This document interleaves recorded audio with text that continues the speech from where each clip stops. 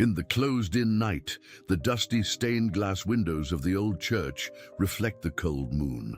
A German shepherd advances through the empty corridors, guided by an obstinate sense of smell. At the altar, the caretaker follows him closely, feeling the weight of an invisible presence. Without barking in vain, the dog stands firm and bristled before the cloth that covers the altar. In the background, a counselor watches in silence, tense, as if he fears the next action. The woman lifts the fabric, revealing an ancient, heavy box kept there for years. The faithful recoil, trapped between curiosity and fear, while the dog does not avert its gaze. But what was in that box? No one was ready to see. Do you love stories with animals? Subscribe now and don't miss any. Thank you for following us. Now we return to our story. The evening light filtered through dusty, stained glass windows, casting amber and crimson shadows across the worn wooden pews of St. Catherine's Church. In the quiet town of Millbrook, Georgia, this ancient building stood as a testament to faith that had weathered generations. Margaret Hayes moved methodically through the center aisle, her cloth in hand, wiping away the day's accumulation of dust from surfaces that had known countless prayers and whispered confessions. At her side, as always, walked Max, a German shepherd whose amber eyes seemed to hold an unusual depth of understanding. The faithful dog had been her companion for 7 years, a gift from a parishioner who recognized her need for protection during late-night cleaning duties. Max's presence brought her comfort in the echoing silence of the old church, his soft padding on the stone floor a familiar rhythm that accompanied her nightly routine. Margaret had dedicated nearly 3 decades of her life to maintaining this sacred space. Her hands, weathered and marked by years of honest labor, moved with practiced efficiency as she straightened hymnals and arranged flowers near the altar. She was a woman of simple means, her wardrobe consisting mainly of practical dresses in muted colors, her graying hair always pulled back in a neat bun. Yet there was a quiet dignity in her bearing, a strength forged through years of solitary dedication to her calling. The church itself breathed with history. Built in 1847, its Gothic Revival architecture featured pointed arches and intricate stone carvings that spoke of a time when craftsmanship was an act of devotion. The ceiling soared high above, supported by thick wooden beams darkened by age. Along the walls, memorial plaques commemorated the founding families of Millbrook, names that still carried weight in the small community. Tonight felt different somehow. Margaret paused in her work, sensing a peculiar tension in the air. Max, who typically maintained a calm demeanor during their evening routine, had begun to exhibit signs of restlessness. His ears perked forward, swiveling slightly as if tracking sounds beyond human hearing. His nostrils flared, testing the air with increasing urgency. "What is it, boy?" Margaret whispered, her voice barely audible in the vast space. Max turned his head toward her briefly, then redirected his attention to the front of the church. His muscles tensed beneath his thick coat, and a low whine escaped his throat. The weekly prayer meeting had just concluded, and a handful of parishioners remained, scattered throughout the pews in quiet contemplation. Old Mrs. Patterson knelt in the 3rd row, her arthritic fingers working through her rosary beads with determined devotion. Young Tommy Mitchell sat with his mother near the back, swinging his legs impatiently as she finished her prayers. The Hartwell sisters, inseparable even in their 70s, occupied their usual spot on the right side, their heads bowed in synchronized reverence. At the front, near the ornate pulpit, stood Richard Blackwell, the church council chairman. He was a man whose presence commanded attention, tall and imposing with silver hair swept back from a face that rarely smiled. His 3-piece suits were always impeccable, his shoes polished to a mirror shine. For 20 years, he had guided the church's administrative decisions with an iron hand wrapped in the velvet glove of religious propriety. His deep voice often echoed from the pulpit during announcements, carrying the weight of unquestioned authority. Margaret had never felt entirely comfortable around Councilman Blackwell. There was something in the way his eyes assessed everything and everyone, calculating value and influence. He treated her with polite dismissiveness, acknowledging her presence only when absolutely necessary. To him, she was simply the cleaning woman, a fixture as unremarkable as the pews she polished. Max's agitation intensified. He began to pace, his claws clicking against the stone floor with increasing urgency. The sound drew the attention of the remaining parishioners, who looked up from their prayers with expressions ranging from curiosity to concern. The dog's behavior was unprecedented. He had always been a model of quiet obedience during church hours. "Margaret, control that animal." Councilman Blackwell's voice cut through the stillness, sharp with irritation. "This is a house of God, not a kennel." "I'm sorry, sir," Margaret replied softly, reaching for Max's collar. "He's never acted this way before. Something must be bothering him." But Max would not be restrained. With surprising strength, he pulled free from her gentle grasp and trotted purposefully toward the altar. Margaret's heart quickened as she hurried after him, aware of all eyes upon them. The dog's single-minded determination was both alarming and intriguing.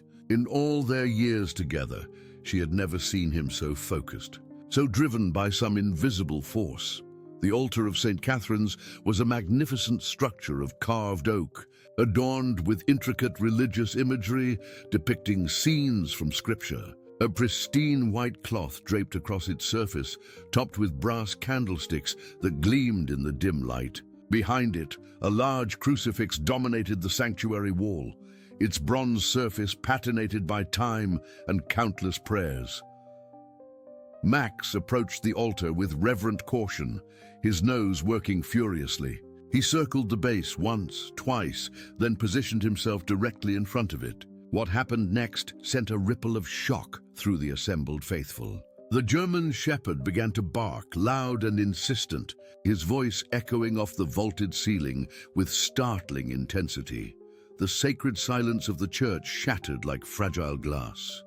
Mrs. Patterson gasped, pressing a hand to her chest. The Hartwell sisters exchanged worried glances. Tommy's mother pulled her son closer, her face pale with concern.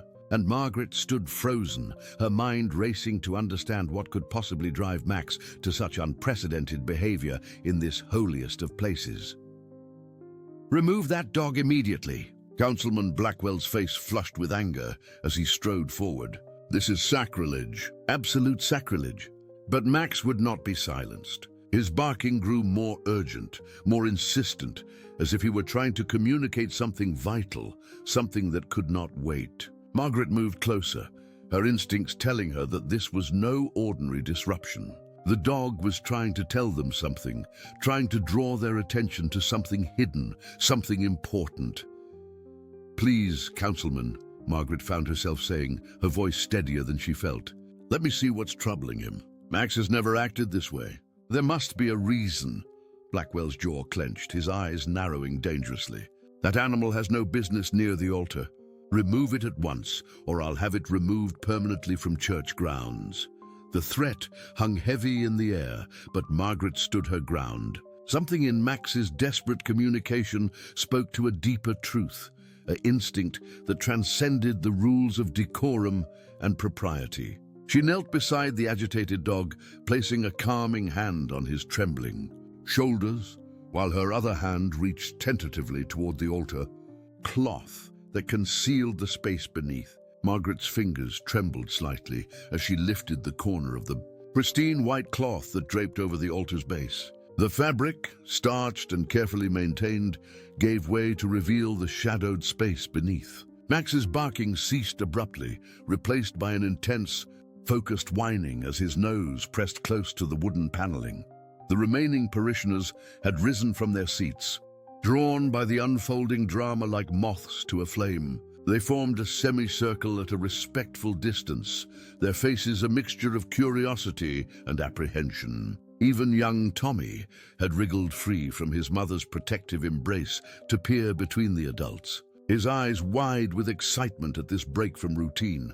"This is completely inappropriate," Councilman Blackwell's voice thundered through the sanctuary. But there was a new quality to it now. something that Margaret couldn't quite identify. Was it fear? The altar is not to be disturbed. Margaret Hayes, you will cease this behavior immediately. But Margaret's attention had been captured by something else entirely. Her experienced fingers, so familiar with every corner of this building, had detected an anomaly in the wooden base of the altar. There was a slight give, a subtle movement, where there should have been solid construction. Max sensed it too, his paws scratching gently at the spot, as if urging her to investigate further. "There's something here," Margaret said quietly, more to herself than to the gathered crowd. "Something that shouldn't be." With gentle pressure, she pressed against the wood panel. A soft click echoed in the tense silence, and a small section of the altar's base swung inward, revealing a hidden compartment. The Discovery Center, collective gasp, rippling through the observers. Even in the dim light, they could see something inside, a dark shape that had been concealed for who knew how long. "Stop this at once!" Blackwell rushed forward, his usual composed demeanor cracking. "You have no authority to tamper with church property. I demand that you step away immediately." Margaret hesitated, her hand hovering over the opening. The force of Blackwell's command was undeniable, and years of deference to authority tugged at her conscience. But Max pressed against her leg, a solid, reassuring presence that seemed to give her strength. She thought of all the years she had spent in this church, all the time she had polished and cleaned and cared for this sacred space. If there was something hidden here, something that Max's keen senses had detected, didn't she have a right, perhaps even a duty, to uncover it? "I mean no disrespect, Councilman," Margaret said, her voice growing stronger with each word. "But this dog has never led me astray. If there's something here that needs to be found, perhaps it's meant to be found." With that, she reached into the compartment and pulled out a heavy wooden box. It was old, very old, its surface covered in a fine layer of dust that suggested it had not been disturbed in many years. Brass hinges, tarnished with age, held it closed, and a small lock, surprisingly intact, secured its contents. The sight of the box created an immediate stir among the onlookers. Mrs. Patterson clutched her rosary tighter, murmuring what might have been prayers or expressions of shock. The Hartwell sisters moved closer, their identical faces etched with fascination. Even Tommy's mother forgot to shield her son, too captivated by the unfolding mystery. "That box has no business being there," Blackwell stated, his face now visibly pale. "It's probably just old church records, nothing of importance. I'll take custody of it for proper examination by the council." But as he reached for the box, several parishioners stepped forward, forming an unintentional barrier. There was something in the councilman's demeanor that had changed, something that made them wary. His usual confidence had been replaced by a barely contained agitation that seemed entirely out of proportion to the discovery of an old box. Margaret held the box protectively against her chest. The weight of it felt significant, laden with more than just physical mass. "If it's just old records, Councilman, then surely there's no harm in opening it here, in front of everyone. These are church members, after all. They have a right to know what's been hidden beneath the altar all these years." A tense standoff ensued. Blackwell's jaw worked silently, his hands clenching and unclenching at his sides. The parishioners watched, their collective breath held, sensing that something momentous was about to unfold. Max sat at attention beside Margaret, his intelligent eyes fixed on the councilman as if he could read the man's troubled thoughts. "The lock," Mrs. Patterson's quavering voice broke the silence. "Perhaps we need a key." Margaret examined the small brass lock more closely. It was old-fashioned, the kind that might have secured jewelry boxes or personal diaries in decades past. She tugged at it gently, and to everyone's surprise, the lock, weakened by age and rust, gave way with a soft click. "Wait!" Blackwell's command cracked through the air like a whip. "I forbid this. As chairman of the church council, I have the authority to confiscate any items found on church property. That box and its contents must be examined privately before being shared with the congregation." But Margaret, emboldened by the supportive presence of the parishioners and the insistent energy radiating from Max, slowly lifted the lid. The hinges creaked in protest, breaking decades of silence. Inside, yellowed papers lay stacked neatly, their edges crisp with age. On top rested a leather-bound journal, its cover worn but still intact. The first item Margaret lifted was a formal document, heavy paper with ornate calligraphy that spoke of an earlier era. As she began to read, her eyes widened. It was a deed, transferring ownership of a significant portion of land from the church to a private individual. The date was from 1985, nearly 40 years ago, and the signature at the bottom made her blood run cold. It belonged to Councilman Richard Blackwell's father, Thomas Blackwell, who had served on the church council during that time. "This is church business." Richard Blackwell's voice had lost its commanding tone, replaced by something that sounded almost pleading. "Private council matters that are not for public consumption. You have no right to examine these documents." But the gathered parishioners pressed closer, their curiosity now fully awakened. The Hartwell sisters, known for their sharp memories of local history, exchanged meaningful glances. "The Henderson property," one of them whispered. "That land was supposed to stay with the church forever. The Henderson family donated it specifically for community use." Margaret's hands shook as she realized the implications of what she held. The Henderson property had been a cornerstone of local controversy for decades. It had mysteriously changed hands in the mid-1980s, eventually becoming one of the most valuable commercial developments in Millbrook. The Blackwell family had prospered greatly from that transaction, though the exact details had always remained murky. "There are more documents," she said quietly, her voice carrying in the expectant silence. She pulled out letter after letter, each one revealing more pieces of a puzzle that had remained hidden for far too long. There were communications between Thomas Blackwell and various town officials, hints of arrangements made and promises exchanged. There were financial records showing payments that didn't align with any official church accounting. Max whined softly, pressing closer to Margaret as if sensing her distress at these revelations. The dog's presence grounded her, reminding her that truth, no matter how uncomfortable, deserved to see the light. "You don't understand the context," Blackwell argued, his voice rising with desperation. "These are complex matters from a different time. My father acted in what he believed were the church's best interests. Taking that land private allowed for development that benefited the entire community.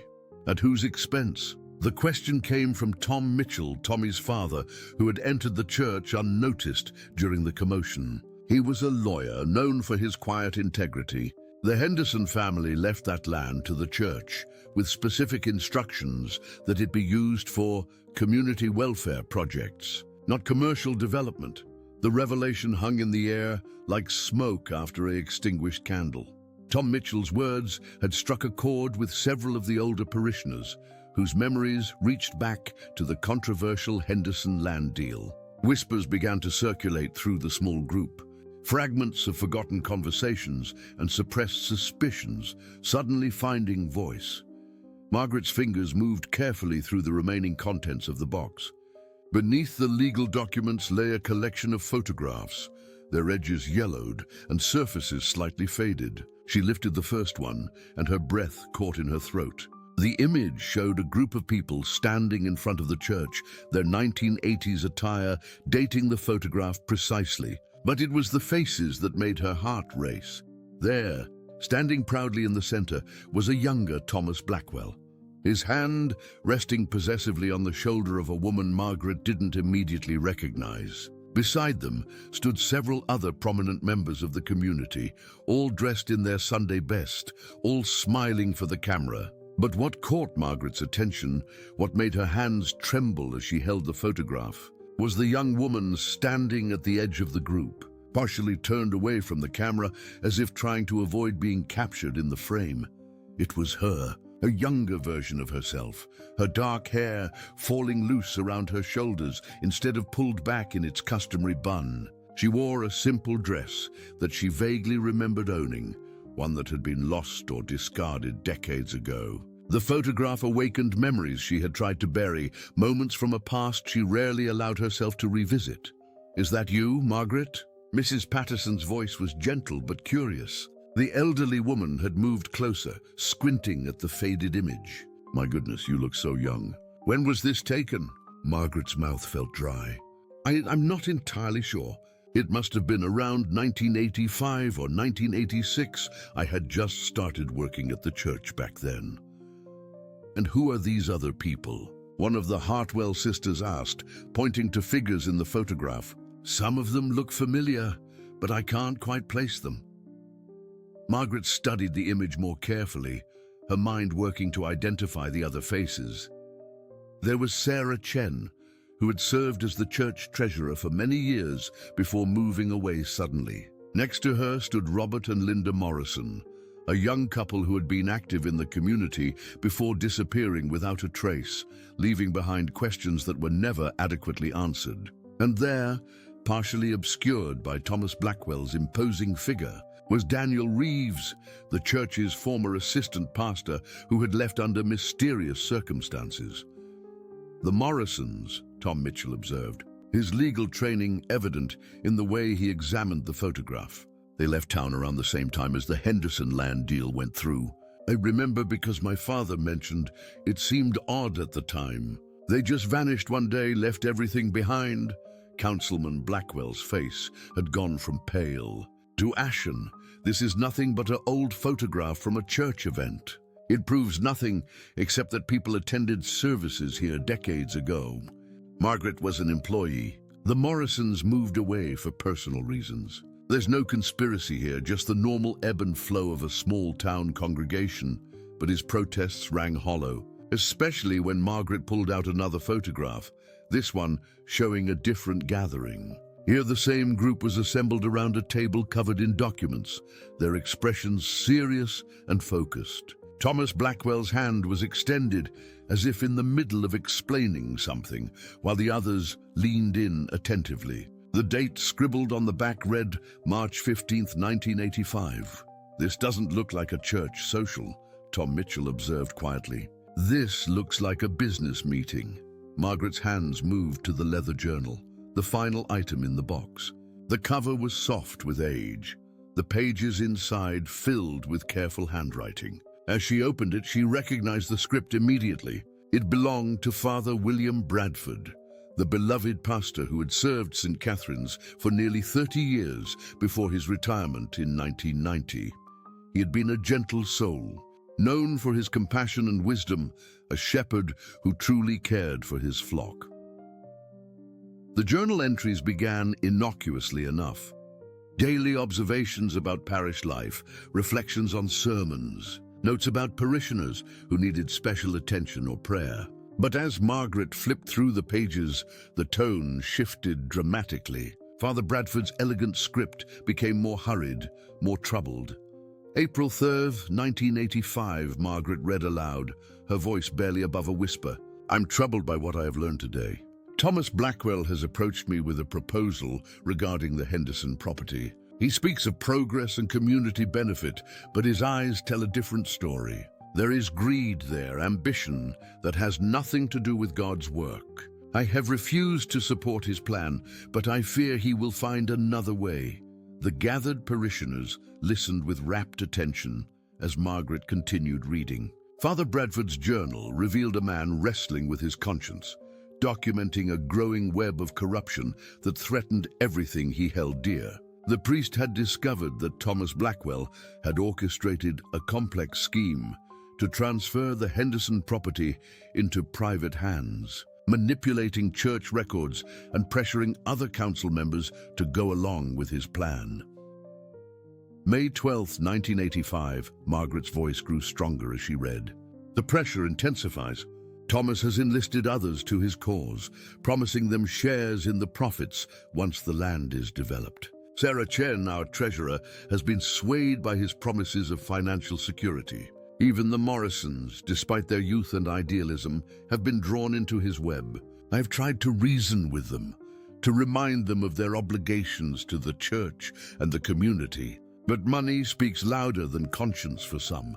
Max stirred at Margaret's feet, his presence a comforting anchor as the revelations unfolded. The German shepherd seemed to sense the emotional weight of the moment, his intelligent eyes moving between Margaret and the assembled crowd as if monitoring their reactions.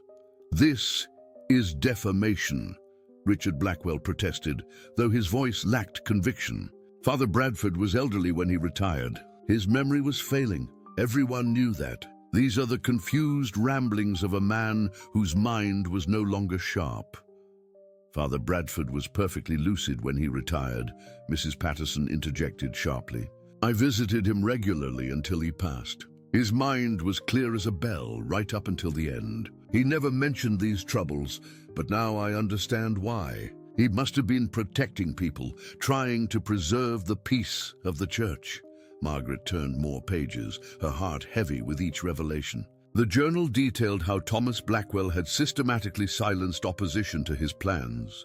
Those who questioned too loudly were offered incentives to remain quiet. Those who refused were pressured in other ways, their businesses suddenly facing unexpected difficulties, their reputations subtly undermined through whispered rumors. June 18, 1985, Margaret continued reading, though her voice now trembled with emotion. "Young Margaret Hayes came to me today with concerns about inconsistencies in the financial records she's been asked to file.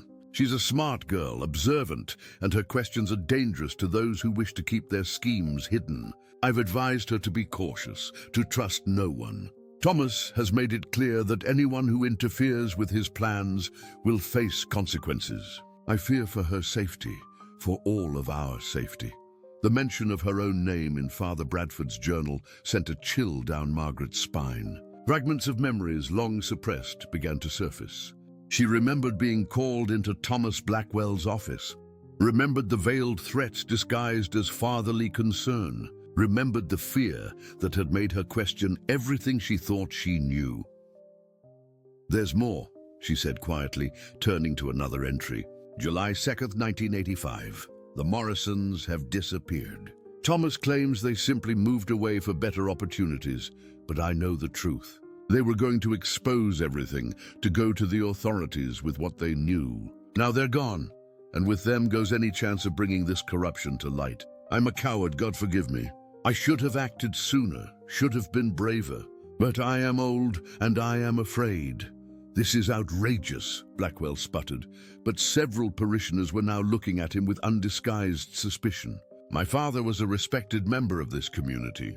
He would never have done the things this journal suggests. And the Morrisons moved to California. Everyone knows that. Did they? Tom Mitchell's quiet question carried weight. Did anyone ever hear from them after they left? Did anyone receive a forwarding address, a Christmas card, any communication at all? The silence that followed was answer enough. The Morrisons had vanished completely from the lives of everyone in Millbrook, their departure so sudden and complete that it had always seemed strange, though no one had dared voice their suspicions aloud until now. Margaret's hands continued to tremble as she turned to the final pages of Father Bradford's journal. The weight of decades of silence pressed down upon her shoulders, memories flooding back with painful clarity. She remembered the fear that had consumed her in those months of 1985, the way she had learned to keep her head down, to ask no questions, to simply do her job and pray that she would be overlooked. August 10th, 1985, she read, her voice barely audible now. I have made a terrible decision, but perhaps it is the only one that will preserve some measure of peace. I have gathered all the evidence I could find, all the documents that prove what Thomas Blackwell and his associates have done. I have hidden them beneath the altar, in a compartment that only I know exists. Perhaps someday, when I am gone and the truth can no longer hurt the innocent, someone will find them.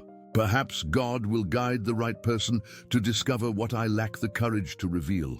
Max rose to his feet, his tail wagging slowly as if in approval of Margaret's discovery. The German shepherd moved closer to the altar, his nose touching the spot where the hidden compartment had been concealed for nearly 4 decades. It was as if the faithful dog had been chosen for this very moment, to be the instrument through which Father Bradford's desperate hope would finally be realized. Richard Blackwell's composure had completely crumbled. Gone was the imposing figure who had commanded respect and obedience for 2 decades. In his place stood a man whose carefully constructed world was disintegrating before his eyes. "You have to understand," he began, his voice hoarse with desperation. "My father, he did what he thought was necessary. The church was struggling financially. The community needed development, jobs, progress. The Henderson property was just sitting there, unused, wasted potential." Wasted potential? The Hartwell sisters spoke almost in unison, their voices sharp with indignation. That land was meant to be a community center, a place for the poor and elderly. Helen Henderson made her intentions perfectly clear when she donated it to the church. It was never meant to become a shopping plaza that enriched the Blackwell family. Tom Mitchell had been making notes on his phone, his legal mind cataloging every revelation. The statute of limitations on fraud may have expired, but there are other considerations here. If the original transfer was obtained through duress or deception, there might be grounds to challenge the current ownership. And more importantly, there are moral obligations to the Henderson family's legacy and to this community. Margaret barely heard the debate swirling around her. Her attention had been captured by a final photograph tucked into the back of the journal. This one was different from the others, more personal, more intimate. It showed her sitting at Father Bradford's desk, her young face marked by worry and fear. The priest's hand rested gently on her shoulder, his expression one of paternal concern. On the back, in Father Bradford's distinctive handwriting, were the words, "Margaret Hayes, the keeper of truth. May God protect her until the day comes when she can reveal what we both know to be right." Tears began to stream down Margaret's weathered cheeks as the full weight of Father Bradford's faith in her settled upon her heart. He had known, all those years ago, that she would be the one to find his hidden cache of evidence. He had trusted that her integrity and dedication to the church would eventually lead her to this moment. Max pressed against her leg, offering silent comfort as decades of suppressed memories and emotions threatened to overwhelm her. "Father Bradford asked me to do something," Margaret said softly, her words cutting through the heated discussions. The room fell silent, all eyes turning to her. "Back in 1985, just before everything happened, he asked me to promise him something." She paused, gathering her courage, feeling the strength of Max's presence beside her, the support of the gathered parishioners around her, and the spirit of Father Bradford guiding her from beyond. "He asked me to promise that I would stay at St. Catherine's no matter what happened. He said that one day the truth would need someone to speak for it, someone who had witnessed the lies and lived through the silence. He said God would show me when that day had come." Richard Blackwell lunged forward, desperation making him reckless. "You can't prove any of this. These are just old documents, the ravings of a senile priest and your own confused memories. The courts won't care about events from 4 decades ago. My family's reputation, my position in this community, they won't be destroyed by this nonsense." But Tom Mitchell stepped between Blackwell and Margaret, his stance protective. "Actually, Councilman, there are several legal avenues available here. Beyond the potential civil suits, there's the matter of the church's tax-exempt status. If it can be proven that church property was illegally transferred for personal gain, the IRS might be very interested. And then there's the question of what happened to the Morrisons. Their sudden disappearance, combined with these documents suggesting they were going to expose fraud, could warrant a police investigation." Mrs. Patterson's voice, usually so gentle and wavering, rang out with unexpected strength. "I remember Linda Morrison. She was pregnant when they left town, 7 months along with their first child. What kind of young couple expecting their first baby just abandons everything and everyone they know, unless they were frightened, unless they felt they had no choice?"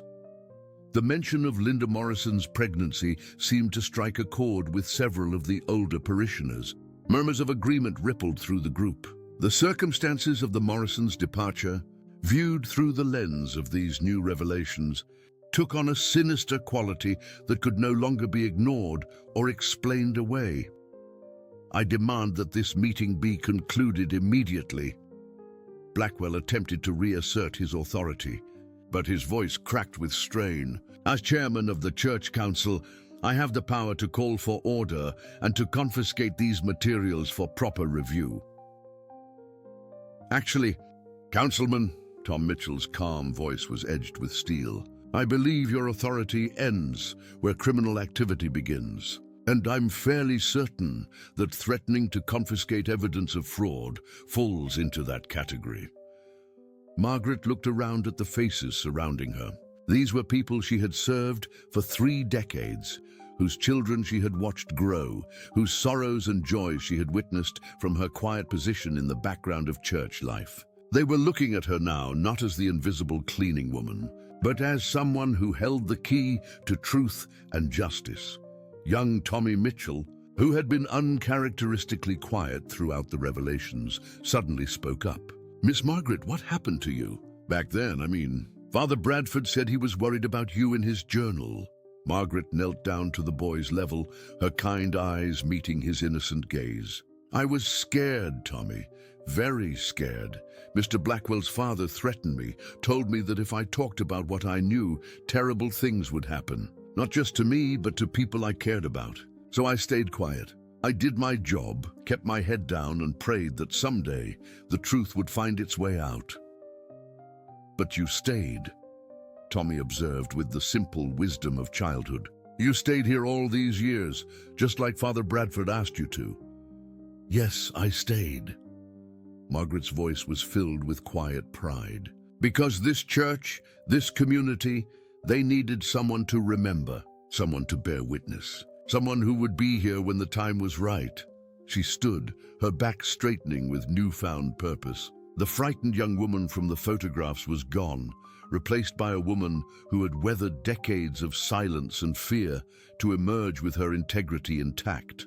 Max stood beside her, the loyal companion who had been the instrument of divine providence, leading her to this moment of truth.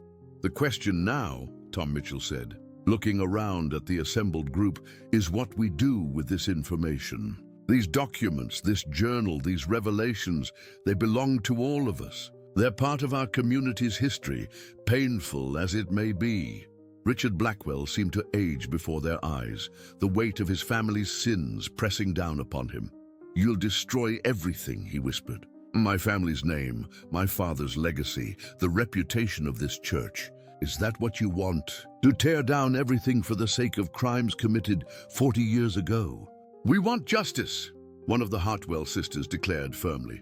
And we want the truth. Helen Henderson's generous gift was meant to serve this community, not line the pockets of corrupt men. If there's any way to right that wrong, we have an obligation to try. The tension in the church had reached a breaking point. The ancient walls, which had witnessed countless prayers and confessions over the decades, now bore witness to a confrontation that would reshape the very foundation of the community. Margaret clutched Father Bradford's journal to her chest, feeling its weight not just physically, but spiritually. This was the moment the old priest had foreseen, the reckoning he had prepared for, but never lived to see.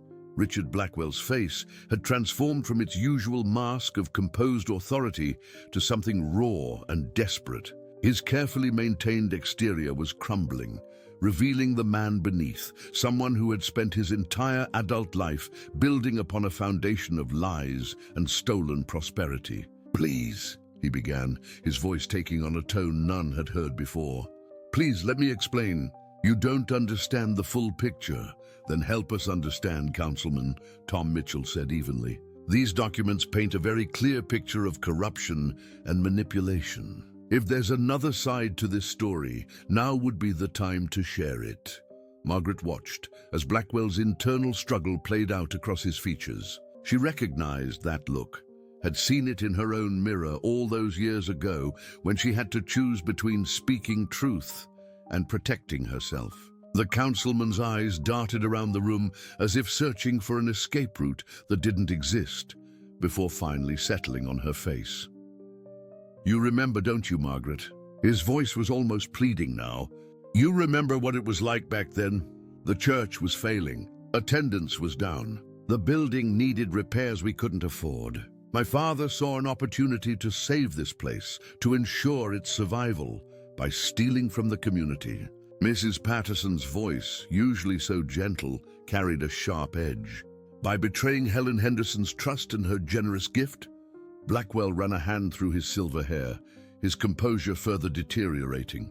"It wasn't supposed to happen that way. Initially, the plan was legitimate. We were going to develop the land, yes, but use the profits to renovate the church, to create programs for the community. But then," he paused, struggling with the admission, "then the opportunities grew larger, the potential profits more substantial. And my father, he convinced himself that the church would benefit more from having wealthy, influential patrons than from a community center that would require constant funding. So greed won out over integrity," one of the Hartwell sisters stated flatly. "And those who opposed this transformation of purpose, what happened to them?" The question hung in the air like a sword ready to fall. Margaret could see Blackwell wrestling with how much to reveal, how much truth he could afford to speak. Max, sensing the heightened tension, pressed closer to Margaret's leg, his warmth a constant reminder that she was not alone in this moment. "The Morrisons," Margaret said suddenly, a memory crystallizing with painful clarity. "I remember now. Linda Morrison came to me the week before they left. She was crying, terrified. She said they had discovered something that could destroy powerful people, and she was afraid for her baby. She asked me if I knew anything, if I could help them. And what did you tell her?" Tom Mitchell's question was gentle but probing. Margaret's voice broke slightly. "I told her I didn't know what she was talking about. I was too frightened to admit I had seen the same irregularities in the financial records. Father Bradford had warned me to stay silent, to protect myself. So I sent her away with empty reassurances, and 3 days later, they were gone." Tears tracked down Margaret's weathered cheeks as the guilt she had carried for decades finally found voice. "I've wondered about them all these years. About their baby, whether it was a boy or a girl, whether they found safety somewhere. I prayed for them every night, asking God's forgiveness for my cowardice." Tommy's mother, Sarah Mitchell, spoke up for the first time, her voice trembling with emotion. "My Aunt Linda, you're talking about my Aunt Linda Morrison. She was my father's sister." The revelation sent a shockwave through the assembled group. Sarah Mitchell had moved to Millbrook only 10 years ago, married Tom, and become part of the St. Catherine's community. No one had known about her connection to the disappeared couple. "Your aunt?" Mrs. Patterson gasped. "Sarah, why didn't you ever mention this?" "Because my father never talked about her," Sarah explained, her hand unconsciously moving to her stomach. "He said it was too painful. I only knew her name and that she had left when I was very young. My father changed the subject whenever I asked questions. I always assumed there had been some family conflict, some reason they had grown apart." Tom put his arm around his wife, his face grave with the implications of this new connection. "This changes everything," he said quietly. "This isn't just about old fraud and community property anymore. This is about my wife's family, about answers she deserves to have." Richard Blackwell's face had gone deathly pale. "I swear I don't know what happened to them," he said urgently. "My father never told me the details. He just said they had been taken care of, that they wouldn't be a problem anymore. I assumed he had paid them off, given them money to start over somewhere else." "Taken care of?" Sarah's voice rose with anguish and anger. "What kind of phrase is that?" "We're talking about my aunt, her husband, and their baby. My cousin, who I never got to meet." Margaret's mind raced, connecting pieces that had remained scattered for too long. She turned back to Father Bradford's journal, flipping to one of the final entries. "September 2nd, 1985, she read aloud. "Thomas came to me today with what he called good news. The Morrisons have been relocated," he said. "They've been given a new start in another state, far from here, with enough money to ensure they never speak of Millbrook again." But there was something in his eyes, something that made my blood run cold. "I fear the truth is far darker than relocation. I fear I know too much, and yet not enough to act. God forgive me for my weakness. Relocated, Sarah whispered, her face stricken. That's all? Just relocated with money? Margaret shook her head slowly. I don't think Father Bradford believed it. Neither do I. The Morrisons were good people, honest people. They wouldn't have just taken money and abandoned their family, their lives, everything they knew. Not for any amount of money. Tom Mitchell's legal mind was already working through the implications.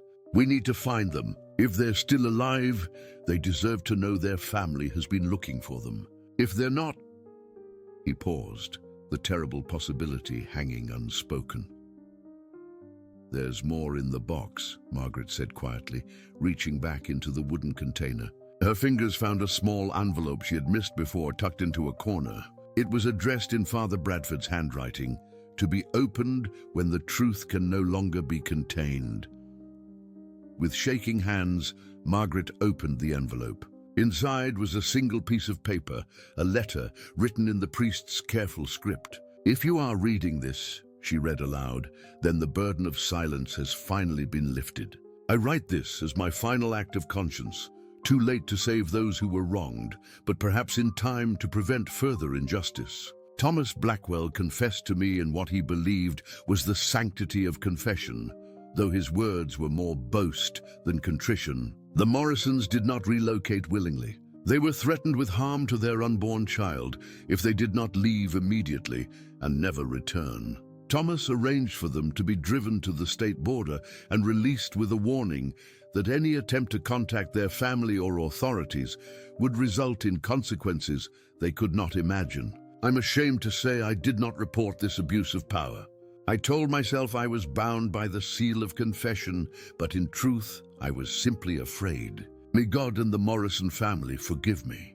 The letter fluttered from Margaret's trembling fingers. Sarah Mitchell had collapsed into a pew, sobbing, while Tom held her, his own face etched with grief and anger. The reality of what had been done to her family, the decades of separation and loss, the child, her cousin, who had grown up never knowing their extended family. It was almost too much to bear. Richard Blackwell stood frozen, his world completely shattered. I didn't know, he repeated, but the words sounded hollow even to his own ears. I was just a young man when this happened. My father never told me the details. I inherited the benefits of his actions, yes, but I didn't participate in them. But you knew something was wrong, Margaret said, her voice steady despite her emotional state.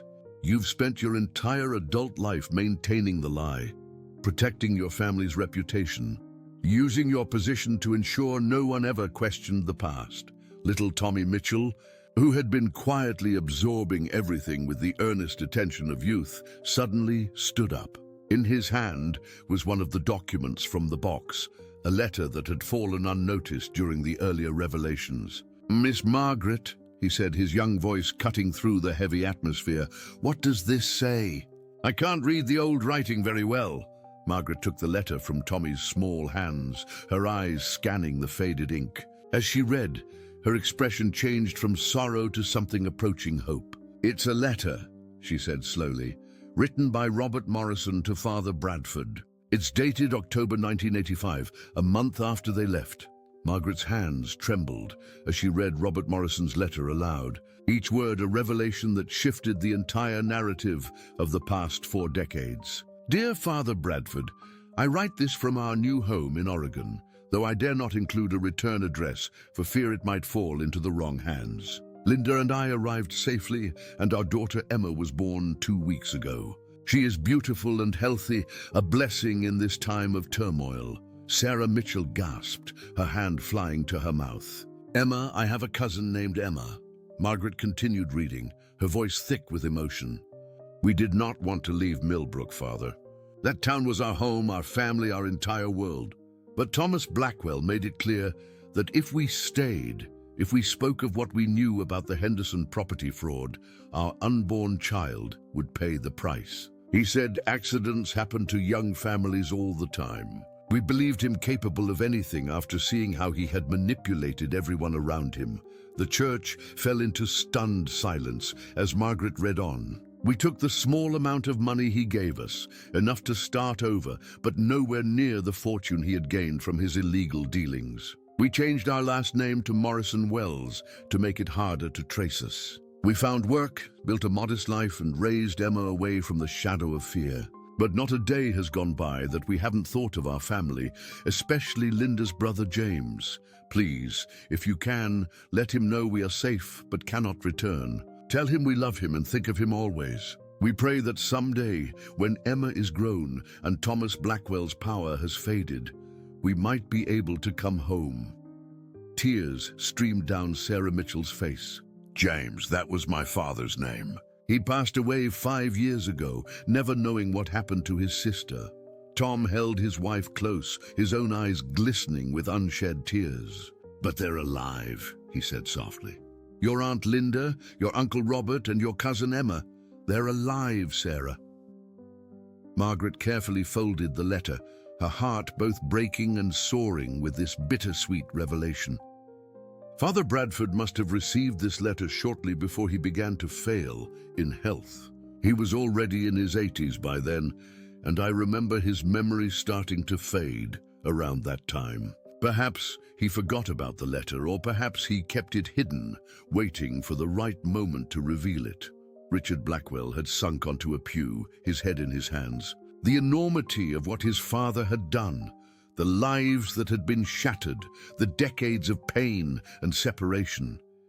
It all weighed upon him visibly. I can't undo what my father did, he said, his voice hollow, but I can try to make amends. The Henderson property, the development profits, they should have gone to the community. I'll work with lawyers to establish a fund to finally honor Helen Henderson's original intention.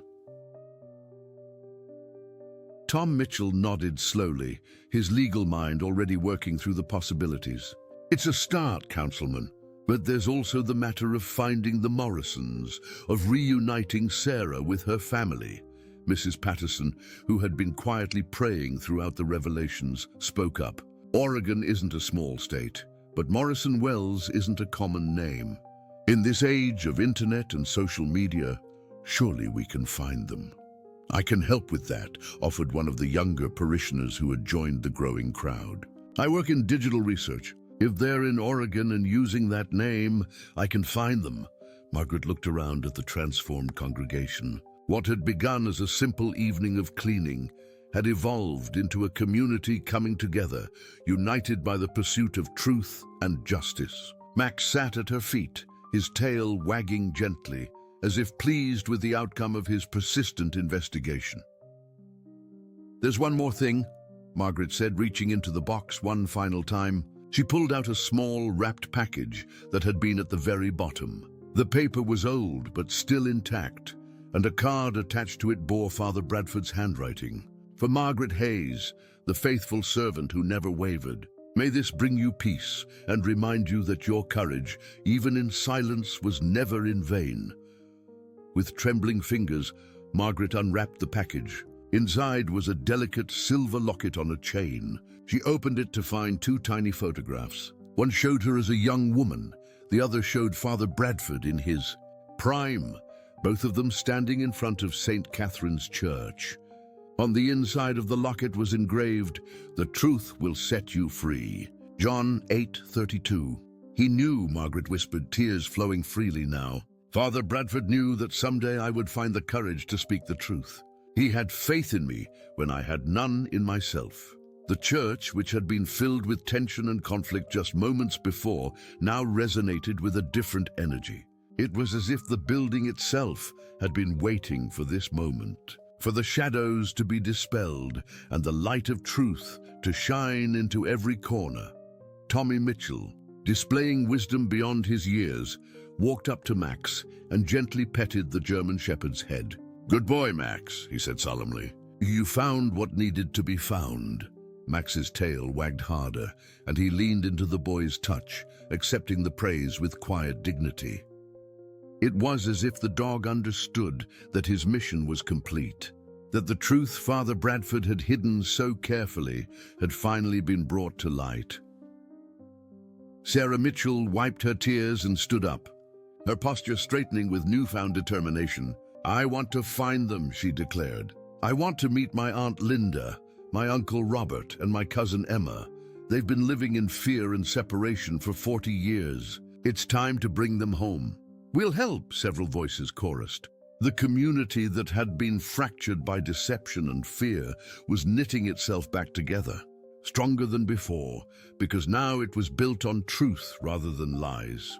Richard Blackwell slowly rose from his seat, his face aged with the weight of his family's sins, but also showing a glimmer of something that might have been redemption. "I will use every resource at my disposal to make this right," he said quietly. "Not because I have to, but because it's what should have been done 40 years ago." Tom Mitchell extended his hand to the councilman. After a moment's hesitation, Blackwell took it. "This won't be easy," Tom said. "There will be legal complications, community anger, difficult conversations, but it's the right thing to do." Margaret clutched the locket to her heart, feeling Father Bradford's presence as if he were standing beside her, his hand on her shoulder just as it had been in that photograph from decades ago. "He's at peace now," she said softly. "Wherever he is, Father Bradford knows that his faith was not misplaced." The following weeks brought dramatic changes to Millbrook. True to his word, Richard Blackwell worked with Tom Mitchell to establish the Henderson Community Trust, transferring significant assets to create programs and facilities that would serve the town's neediest residents. The shopping plaza built on the original Henderson property would continue to operate, but its profits would now fund the very community center that Helen Henderson had envisioned. The search for the Morrison Wells family proved quicker than anyone expected. Within 3 days, the digital researcher found them living in a small town outside Portland, Oregon. Robert Morrison, now in his 60s, had become a respected teacher. Linda Morrison Wells was a nurse at the local hospital, and Emma, their daughter, was a social worker dedicated to helping displaced families. A calling perhaps born from her parents' own experience of forced displacement. The phone call that reunited Sarah with her Aunt Linda lasted for hours, filled with tears, laughter, and decades of catching up. Plans were immediately made for a reunion, with the Morrison Wells family agreeing to visit Millbrook for the first time in 40 years. Margaret stood in the church on the day of their arrival, Max at her side as always. The sanctuary had been cleaned and prepared, flowers adorning every surface in celebration of truth finally being revealed. She wore the locket Father Bradford had left her, its weight a comforting reminder of faith, perseverance, and the ultimate triumph of justice. When Linda Morrison Wells walked through the doors of St. Catherine's Church, supported by her husband Robert and daughter Emma, there was barely a dry eye in the congregation. Sarah ran to embrace her aunt, and the two women held each other, crying and laughing simultaneously, bridging 4 decades of forced separation in a single moment of reunion. "I never thought I'd see this place again," Linda said. Her voice choked with emotion as she looked around the church. "We were so young, so frightened. Thomas Blackwell's threats seemed very real, very dangerous. We thought we were protecting Emma by staying away." Emma, a striking woman in her late 30s, with her mother's eyes and her father's gentle smile, looked around with wonder. "I always felt like there was something missing, some piece of my history I didn't know. Now I understand why." The celebration that followed was unlike anything Millbrook had seen in years. The community came together, not just to welcome back the Morrison Wells family, but to celebrate the courage it took to uncover truth and pursue justice. Margaret, who had spent 3 decades in the background of church life, found herself at the center of attention, honored as the guardian of truth who had kept faith even in the darkest times. Richard Blackwell, though present, kept to the periphery. His fall from power had been swift but necessary. The church council had accepted his resignation. A new leadership was being established based on transparency and community service rather than personal influence. Though some in the town would never forgive him for benefiting from his father's crimes, Others recognized his efforts at restitution as genuine, even if they could never fully compensate for the pain caused. As the evening drew to a close, Margaret found herself standing at the altar where Max had made his fateful discovery. The German shepherd sat beside her, calm and content, as if he knew his work was complete. The hidden compartment had been left open, no longer concealing secrets, but standing as a reminder of the importance of transparency and truth. Tommy Mitchell approached, his young face serious. "Miss Margaret, do you think Max really knew what was hidden there?" Margaret smiled, running her hand along Max's soft fur. "I think, Tommy, that sometimes God works through the most unexpected instruments. Maybe Max did know. Maybe Father Bradford's prayers guided him. Or maybe it was just the right time for the truth to come out, and Max was the means through which it happened. I think," Tommy said thoughtfully, "that heroes come in all shapes and sizes, even dogs." "Especially dogs," Margaret agreed, her heart full of a peace she hadn't felt in decades. As the last of the celebrants filtered out of the church, Linda Morrison Wells approached Margaret. "Thank you," she said simply. "Thank you for keeping the faith, for staying, for being the person Father Bradford knew you would be." Margaret embraced the woman she had once sent away in fear. "I'm sorry I couldn't help you then. I was so afraid." "We were all afraid," Linda said gently. "But fear doesn't have the final word. Truth does, love does, and justice, even when delayed, still has power."